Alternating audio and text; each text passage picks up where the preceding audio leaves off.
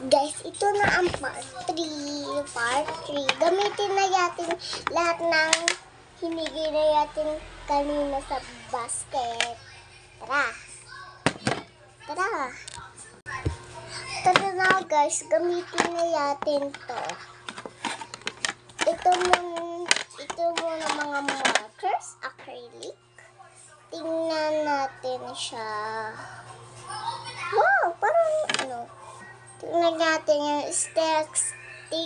testing natin siya kung maganda yung pagkukulan niya. Ganun. Then, ayan. Okay, ayan. Maganda yaman. Okay. Tsaka pink.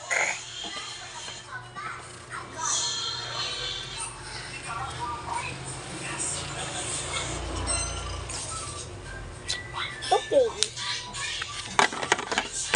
Okay, tsaka ito.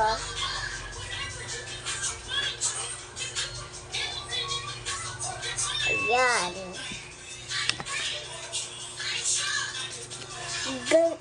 Parang maganda naman siya.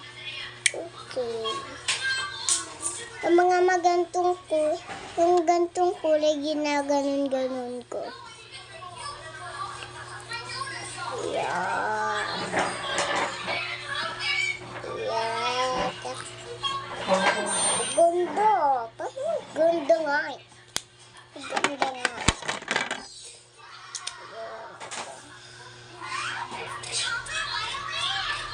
Ito siya yung pagkukulor.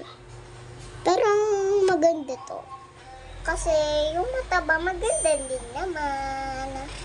Okay. Ito naman.